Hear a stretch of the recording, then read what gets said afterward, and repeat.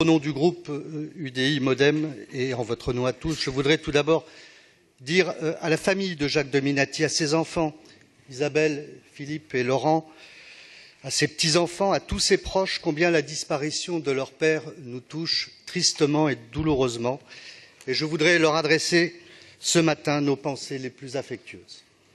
Les démocrates, les libéraux, les indépendants que nous rassemblons dans ce groupe aujourd'hui doivent à celui qui les a précédés sur ces bancs le maintien dans le débat parisien de convictions pour lesquelles Jacques Dominati s'est battu sans relâche, avec courage, toute sa vie.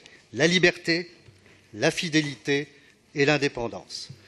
C'est pour libérer son pays qu'en septembre 1943, ce jeune homme de 16 ans, les armes à la main, déverse des tombereaux de pierres sur les routes pour retarder les convois allemands qui cherchent au sud de la Corse, débarquant de Sardaigne, à s'ouvrir la route d'Ajaccio. Ce jeune homme de 16 ans court sous les tirs de mortier des chemises noires, dans un maquis en flammes, bombardé par l'aviation allemande, et il n'a pas peur. Grâce à ces 10 jours de combat décisifs, le 19 septembre, les premiers éléments du bataillon de choc en avant-garde de l'opération Vésuve débarquent à Ajaccio depuis Alger, sans l'avis et l'accord du général de Gaulle. Malgré les contre-attaques, malgré les exécutions de patriotes, l'ultimatum lancé par les Allemands menaçant de raser le village, les résistants de Levi Alta Rocca obligent la division SS Reichsführer à rebrousser chemin après de lourdes pertes. Jacques Dominati a 16 ans. Il a 20 ans quand, dans ce Paris de l'après-guerre, jeune étudiant, il vit et respire enfin, à plein poumon, ce vent tourmenté de la libération qui libère des idées nouvelles, exalte les passions politiques des étudiants parisiens, pressés de reconstruire un nouveau modèle, de nouveaux équilibres en France et en Europe, dans un contexte de guerre froide qui divise et anime le quartier latin. Plus tard, jeune journaliste au Parisien libéré, le bien nommé, il assiste à la mise en place d'une nouvelle organisation de la presse française qui confisque 188 journaux collaborationnistes au nom des ordonnances de 1944.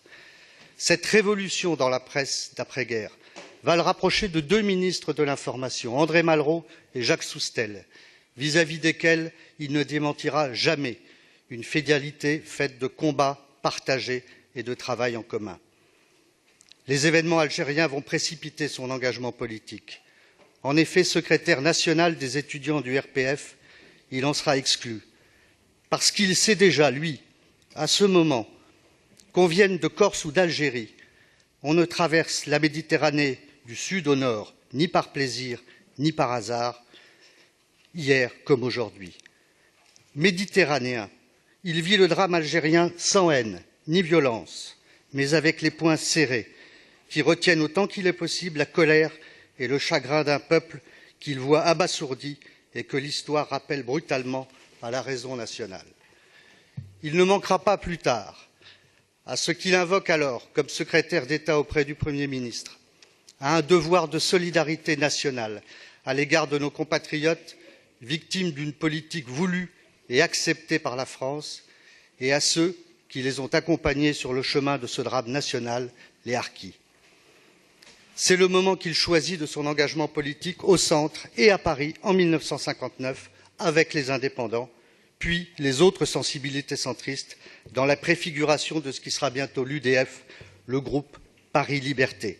La liberté encore et toujours. Il est temps alors de mener une nouvelle bataille, cette fois pour l'indépendance de Paris, dont l'État ne veut pas alléger la tutelle qu'il exerce. Il se bat sans relâche, depuis 1973, contre la mauvaise volonté gouvernementale, contre les forces conservatrices qui s'opposent à un nouveau statut et bloquent l'évolution des institutions parisiennes, bloquent la libération du régime parisien.